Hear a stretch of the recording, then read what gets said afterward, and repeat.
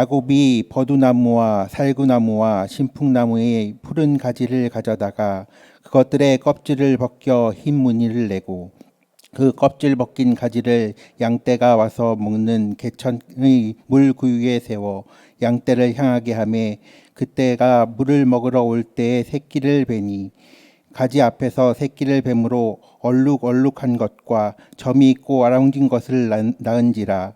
야곱이 새끼 양을 구분하고 그 얼룩무늬와 검은빛 있는 것을 라반의 양과 서로 마주보게 하여 자기 양을 따로 두어 라반의 양과 섞이지 않게 하며 든한 양이 새끼 뵐 때에는 야곱이 개천에다가 양떼의 눈앞에 그 가지를 두어 양이 그 가지 곁에 새끼를 베게 하고 약한 양이면 그 가지를 두지 아니하니 그렇게 함으로 약한 것은 라반의 것이 되고 튼튼한 것은 야곱의 것이 된지라.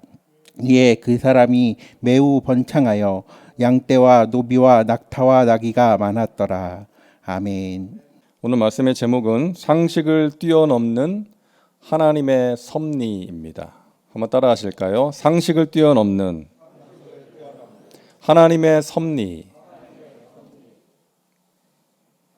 우리가 사랑하고 존경하는 바울 사도께서 이런 고백을 했습니다. 나의 나된 것은 하나님의 은혜로 된 것입니다. 죄인 중에 괴수와 같은 나를, 만삭되지 못하여 난 자 같은 나를 하나님께서 택하셔서 구원해 주셨고 또 충성되게 여겨 귀한 직분을 맡겨주셔서 복음을 위해 살게 하신 것, 하나님의 은혜입니다. 바울은 평생 그 은혜에 대한 감격을 가지고 살지 않았습니까? 그리고 그 은혜로 인해서 자신의 삶을 하나님께 드릴 수가 있었던 것입니다. 오늘 본문에 나오는 야곱도 그런 고백을 했을 것 같아요.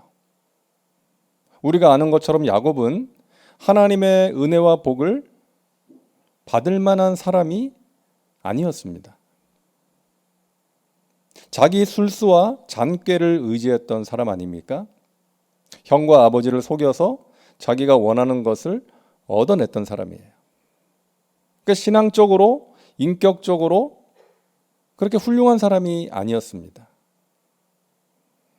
고생도 참 많이 했잖아요. 분노한 형을 피해서 외삼촌의 집에 도망을 가서 오랜 세월 고생을 많이 했어요. 또 외삼촌한테 속아가지고 결혼도 좀 이상하게 하고 자기 재산도 마련하지 못하고 그렇게 오랜 세월을 보냈어요. 그런데 하나님께서 그런 야곱에게 은혜를 베푸시고 복을 주십니다. 이것이 오늘 본문의 내용이에요. 여러분, 저와 여러분도 마찬가지 아닙니까? 우리 인생길에 있어서 여러 번 비바람이 불었고 지금도 불고 있지만 돌이켜 생각해보면 지금까지 지내온 것 주의 크신 은혜라고 고백할 수밖에 없지 않습니까? 주님의 은혜가 없었다면 내가 어떻게 지금까지 살 수 있었을까? 주님의 은혜가 아니었다면 내가 어떻게 하나님을 아버지라 부르며 하나님의 품 안에서 살 수 있었을까? 주님의 은혜가 아니었다면 내가 지금까지 인생길을 걸어오면서 만난 이런저런 문제들을 어떻게 이겨낼 수 있었을까? 우리의 인생길을 돌이켜보면 하나님의 은혜의 결과였다는 것을 고백하게 되는 것이죠. 오늘 이 밤에도 하나님께서 우리에게 필요한 은혜를 베풀어 주실 줄로 믿습니다. 자, 첫째로 우리는 오늘 본문 말씀을 통해서 고향을 생각하는 야곱을 보게 됩니다. 야곱은 외삼촌 라반의 집에서 오랫동안 생활을 합니다. 오랜 세월을 보냈어요. 아마 이런 노래 많이 불렀을 것 같습니다. 타양살이 몇 해던가 손꼽아 헤어보니 고향이 그리워도 못 가는 신세. 뭐 이런 노래 있었다면 많이 불렀을 것 같아요. 그렇게 살다가 이제 고향으로 돌아가야 되겠다. 이런 마음이 생깁니다. 형을 생각하면 아직도 마음이 찜찜하긴 하지만 언제까지 외삼촌의 집에서 살 수는 없는 거예요. 고향으로 돌아가야 되겠다. 결심을 하게 됩니다. 그리고 하나님의 약속이 있었잖아요. 고향을 떠날 때 그 돌을 베고 잠을 잘 때 하나님께서 꿈에 나타나셔서 자신에게 주신 약속의 말씀이 있었어요. 창세기 28장 15절이죠. 내가 너와 함께 있어 내가 어디로 가든지 너를 지키며 너를 이끌어 이 땅으로 돌아오게 할지라. 내가 내게 허락한 것을 다 이루기까지 너를 떠나지 아니하리라 하신지라. 이 하나님의 약속을 야곱이 생각했을지도 모르겠어요. 그래서 고향으로 돌아가야 되겠다. 이런 마음을 갖게 됩니다. 하나님께서는 야곱을 향하신 하나님의 계획을 이루시기 위해서 야곱의 마음에 고향으로 돌아가고 싶다는 강한 소원을 가지게 하신 것이죠. 여러분, 우리의 마음에 어떤 소원이 생길 때가 있어요. 무언가에 대한 간절함이 생길 때가 있지 않습니까? 그거 하나님이 주신 마음일 수 있다는 거예요. 빌립보서 2장 13절 말씀 우리 같이 한번 읽겠습니다. 너희 안에서 행하시는 이는 하나님이시니 자기의 기쁘신 뜻을 위하여 너희에게 소원을 두고 행하게 하시나니. 하나님께서는 하나님의 뜻을 이루실 때 우리에게 소원을 두고 행하게 하신다는 거예요.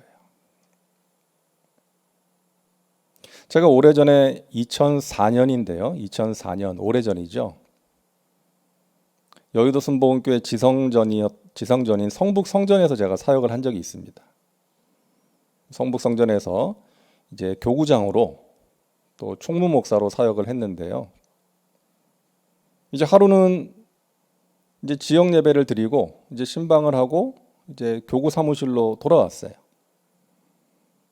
그 자리에 앉아 있는데 뭐 제가 그때 기도를 한 것도 아닌데 그냥 문득 이런 마음이 생기는 거예요. 어떤 청년 사역에 대한 소원함이 생기는 거예요. 아, 이제 청년 사역을 하고 싶다. 왜냐하면 제가 그 첫 번째 사역지가 청년들이었거든요. 이제 대학부에서 제가 이제 처음 전임 사역을 시작했어요.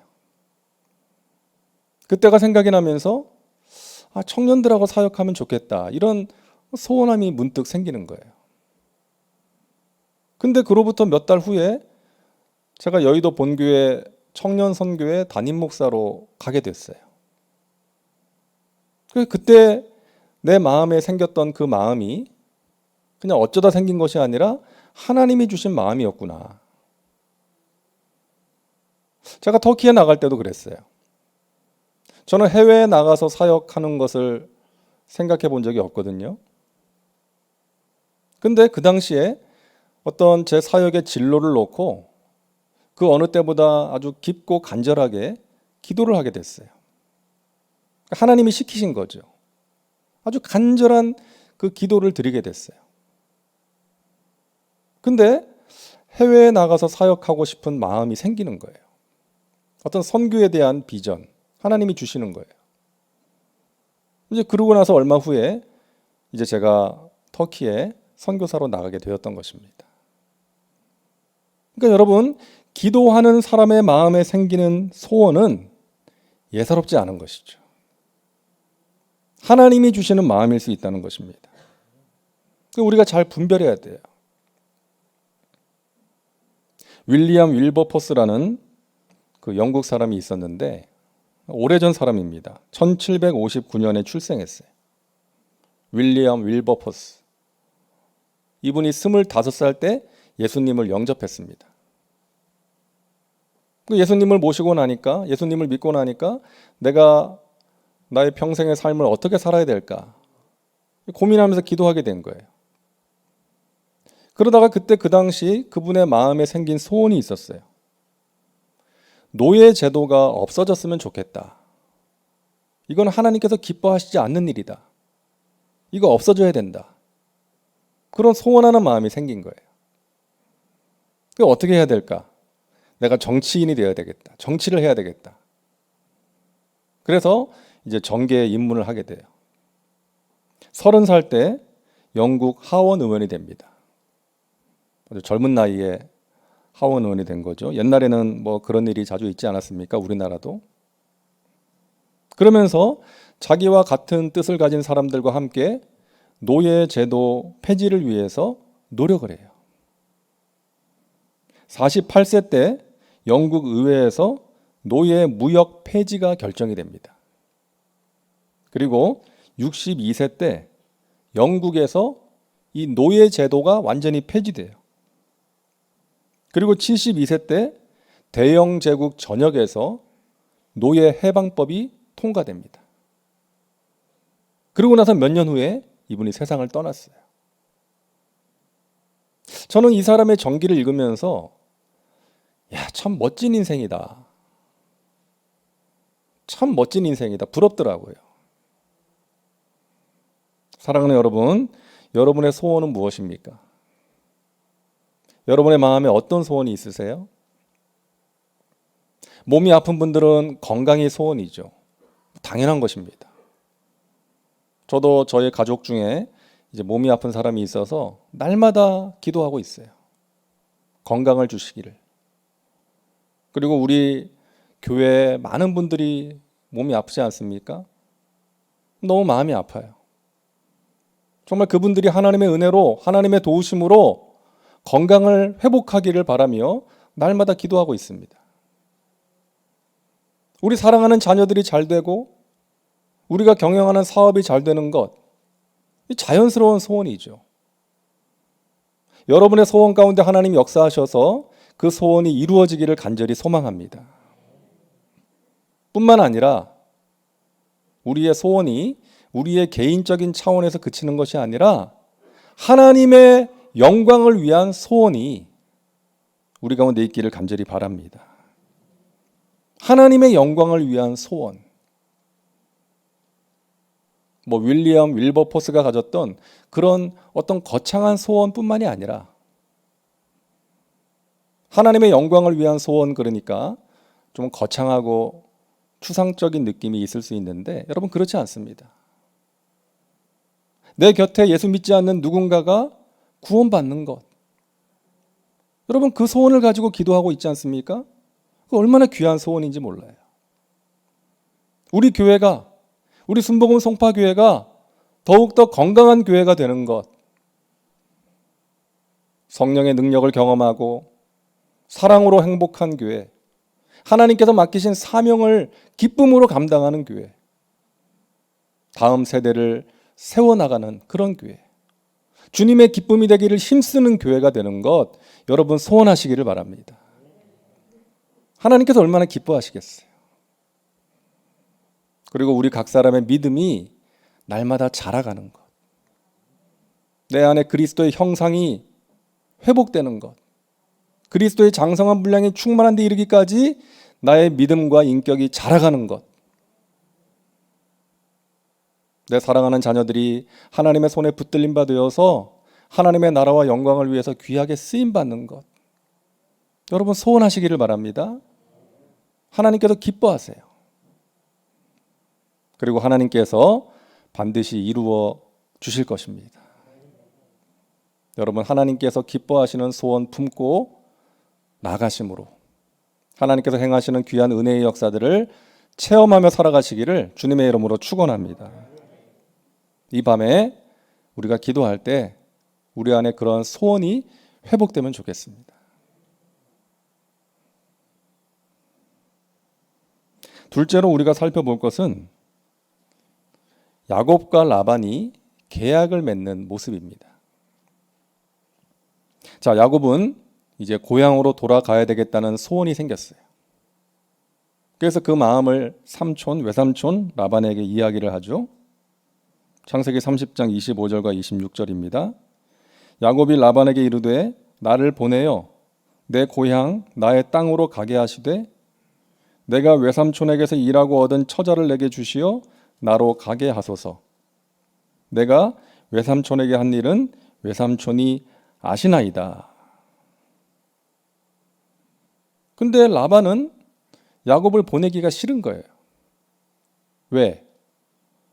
야곱을 사랑해서가 아니라 이 야곱 덕분에 자기가 이익을 얻었거든요. 잘 됐거든요. 그래서 야곱을 보내기가 싫은 거예요. 야곱도 그 사실을 강조하지 않습니까? 창세기 30장 29절과 30절입니다. 야곱이 그에게 이르되 내가 어떻게 외삼촌을 섬겼는지 어떻게 외삼촌의 가축을 쳤는지 외삼촌이 아시나이다.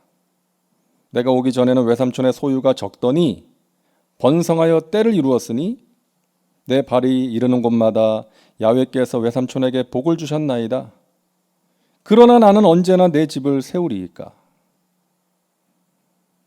라반이 야곱을 붙들기 위해서 야곱에게 원하는 것을 말하라고 하죠.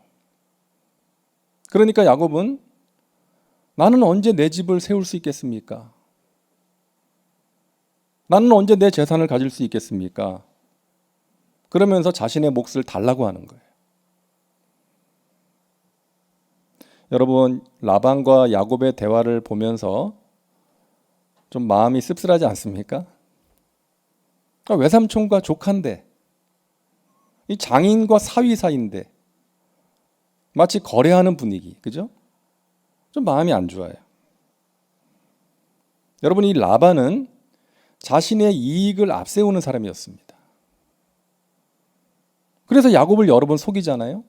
결혼할 때도 의도적으로 속였어요. 일할 때에도 품삯을 제대로 주지 않았어요. 여러 번 속였어요. 창세기 31장 7절 그대들의 아버지가 나를 속여 품삯을 10번이나 변경하였느니라. 요즘 이런 일이 있으면 뭐 노동부에다가 바로 고발할 거예요. 10번이나 변경하였다. 여러분, 이 라반은요, 자기 딸들한테도 인정받지 못하는 사람이었습니다. 창세기 31장 14절과 15절이요. 라헬과 레아가 그에게 대답하여 이르되 우리가 우리 아버지 집에서 무슨 분깃이나 유산이 있으리요? 아버지가 우리를 팔고 우리의 돈을 다 먹어버렸으니 아버지가 우리를 외국인처럼 여기는 것이 아닌가. 와, 이 라반은 자기 딸들한테도 인정받지 못하는, 존경받지 못하는 사람이었습니다. 많은 재산을 가졌지만 이 복받은 사람이라고 할 수가 없는 것이죠. 자기 자녀들한테 이렇게 인정을 받지도 못했으니까요. 사랑하는 여러분, 라반 같은 부모가 되어서는 안 되겠습니다. 여러분, 사랑하는 자녀들에게 인정받고 존경받는 부모가 되시기를 바랍니다.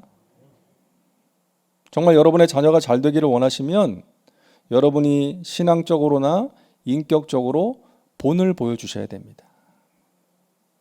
선한 영향을 끼쳐주셔야 돼요. 라반은 복받은 사람이 아니었습니다. 많은 재산을 가졌지만 여러분, 야곱은 자신의 몫으로 무엇을 달라고 합니까? 라반에게 아롱진 것, 점 있는 것, 검은 것, 가축대 중에서 그런 것을 자신의 몫으로 달라 그럽니다. 그러니까 라반이 그렇게 하라고 말하고 나서 어떻게 합니까? 창세기 30장 35절을 보세요. 그날에 그가 순 염소 중 얼룩무늬 있는 것과 점 있는 것을 가리고 암 염소 중 흰 바탕에 아롱진 것과 점 있는 것을 가리고 양 중에 검은 것들을 가려 자기 아들들의 손에 맡기고 자기와 야곱의 사이를 사흘길이 뜨게 하였고 야곱은 라반의 남은 양떼를 치니라. 역시 라반은 우리가 생각한 대로 움직입니다. 아롱진 것, 점 있는 것, 검은 것들을 미리 챙겨가지고 자기 아들들한테 맡겨요. 그리고 자기 가축대와 야곱 사이를 사흘길이나 뜨게 하였다. 그래서 야곱의 가축들이 자기 가축들하고 교미하지 못하도록 자기 가축들하고 교미를 해가지고 아롱진 것, 점 있는 것, 검은 것을 낳을까 봐. 그래서 야곱은 외삼촌의 나머지 양들, 남은 양들, 뭐 병들고 시원찮은 양들이었겠죠. 그것을 가지게 된 거예요. 여러분, 라반의 모습을 우리가 보면서 참 인간의 탐욕을 보게 되지 않습니까? 그 욕심이 끝이 없어요. 그리고 교활해요. 조카요 사위인 야곱에게 좀 잘해줄 만도 한데 라반은 자신의 것만 챙기는 거예요. 자기 자신만 생각하는 거예요. 우리 주위에도 그런 사람들 있지 않습니까? 자기만 생각해요. 자기 이익만 계산하는 거예요. 절대로 손해보지 않으려고 그럽니다. 여러분, 사실 우리 안에도 그런 마음이 있어요. 그게 인간의 본성이기 때문에. 죄성을 가진 우리의 악한 본성이에요. 저나 여러분에게도 그런 마음이 있다는 거예요. 그래서 그런 마음이 우리와 함께 하시는 성령의 도우심으로 다스려져야 될 줄로 믿습니다. 그게 믿는 사람이에요. 그게 성령 충만한 사람이에요.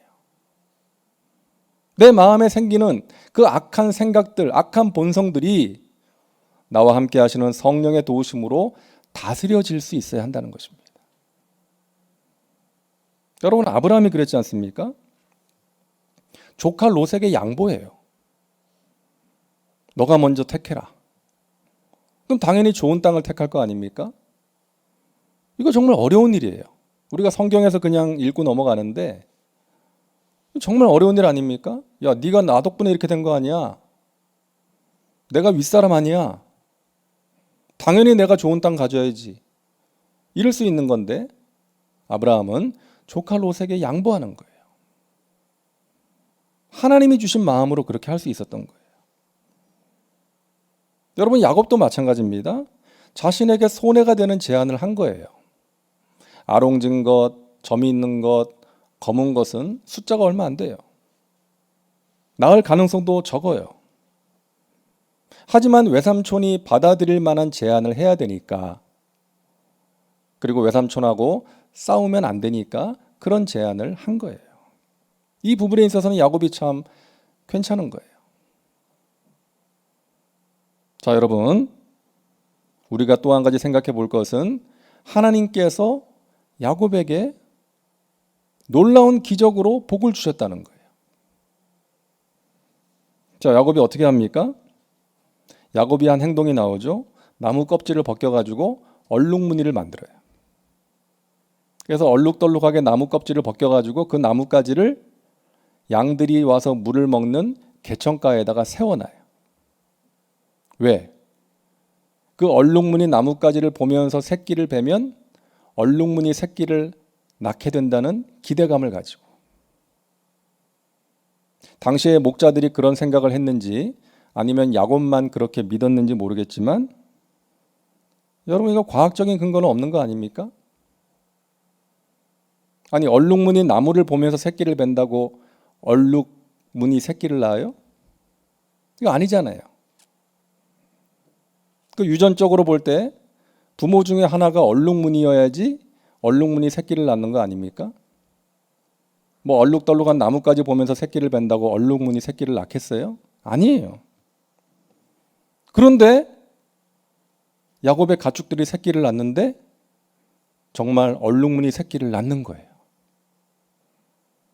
여러분, 이거 하나님께서 베푸신 은혜인 것입니다. 야곱에게 복을 주시기 위해서 하나님께서 자연 법칙을 뛰어넘는 기적을 베푸신 거예요. 야곱은 외삼촌이 남겨준 적은 양떼를 가지고 또 시원찮은 양떼를 가지고 시작했지만 하나님께서 그 야곱에게 복을 주셔서 아롱진 것, 점이 있는 것, 검은 것으로 큰 떼를 이루게 된 것입니다. 이루어지기 힘든 일이었어요. 아니, 불가능한 일이었어요. 하지만 하나님께서 역사하셔서 그 불가능을 가능케 해주신 것입니다. 상식을 뛰어넘는 하나님의 은혜의 결과였던 거예요. 여러분, 조용기 목사님이 천막교회 시절에 어떤 꿈을 가졌는지 여러분 많이 들으셨잖아요. 그 군용 천막을 쳐놓고 사과 개짝을 강대상 삼고 예배를 드릴 당시에 세계 최대의 교회를 세울 꿈을 가졌어요. 말도 안 되는 꿈 아닙니까? 근데 눈을 감고 기도를 하면 하나님께서 그런 꿈을 주시고, 눈을 떠서 현실을 보면 그 꿈이 사라지는 것 같고, 은빛 날개를 타고 세계를 다니면서 복음을 전하는 꿈, 그 당시에는 비행기 타고 해외 나가는 게 정말 어려운 일 아니었습니까? 근데 하나님께서 그분의 마음에 그 우리 인간적인 계산으로 상식으로는 받아들이기 힘든 그런 꿈을 주셨고, 하나님께서 그 꿈을 이루어 주시지 않았습니까? 인간의 상식과 환경을 뛰어넘는 하나님의 역사였던 거예요. 여러분, 오늘 이 밤에 하나님을 믿음으로 기도하는 저와 여러분에게도 하나님께서 그러한 은혜를 베풀어 주실 줄로 믿습니다. 우리에게 그러한 믿음이 회복되어야 될 줄로 믿습니다. 하나님 살아계시고 죽은 자를 살리시고 없는 것을 있는 것으로 부르시는 전능하신 하나님이시다. 이스라엘 민족이 광야에서 하나님께 불순종함으로 불뱀에 물렸어요. 불뱀에 물려가지고 사람들이 죽게 됐잖아요. 사람들이 살려달라고 아우성을 칩니다. 모세가 하나님께 기도하니까 하나님께서 살 수 있는 방법을 알려주셨는데 뭐였어요? 구리로 뱀을 만들어서 장대 위에 달아라. 그 뱀을 바라보는 자는 살겠고 바라보지 않으면 죽을 것이다. 여러분, 이게 말이 되는 이야기입니까? 뱀한테 물렸으면 그 물린 부위를 절개해가지고 독을 빨아내든지 해독제를 주든지 해야죠. 아니, 구리뱀을 달아가지고 장대 위에 달아서 그걸 바라보라? 이거는 비상식적이고 비합리적인 얘기예요. 그래서 그 말씀을 무시한 사람은 죽었고요. 그 비상식적이고 비합리적인 말씀대로 구리뱀을 바라본 사람은 살아난 줄로 믿습니다. 우리 예수님께서 요한복음 3장을 보니까 이 사건을 말씀하셨잖아요. 요한복음 3장 14절부터 16절이요. 모세가 광야에서 뱀을 든 것 같이 인자도 들려야 하리니 이는 그를 믿는 자마다 영생을 얻게 하려 하심이니라. 하나님이 세상을 이처럼 사랑하사 독생자를 주셨으니 이는 그를 믿는 자마다 멸망하지 않고 영생을 얻게 하려 하심이라. 2000년 전에 십자가에 달려 죽은 한 사람을 믿으면 구원을 받고 영생을 얻는다. 이게 인간적인 상식으로는 참 이해가 안 되는 얘기예요. 불뱀에 물린 사람한테 구리뱀을 바라보아라, 그러면 살 것이다. 이것과 똑같은 거예요. 하지만 불뱀에 물린 사람이 그 구리뱀이 달린 장대를 바라보았을 때 살아난 것처럼 십자가에 달려 돌아가신 예수 그리스도를 믿는 사람은 구원을 받는 것입니다. 많은 사람들이 믿지 못하는 그 사실이 우리는 믿어지잖아요. 그게 은혜입니다.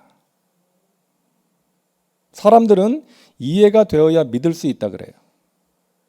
근데 하나님은 우리의 이해의 대상이 아닙니다. 우리 인간이, 이 부족하기 짝이 없는 무지무능한 우리 인간이 어떻게 무한하시고 전지전능하신 하나님을 다 이해할 수 있겠어요? 아니요, 절대 못합니다. 하나님은 우리의 이해의 대상이 아니라 믿음의 대상이라는 거예요. 하나님은 이해가 되어지는 분이 아니라 믿어지는 분이라는 것입니다.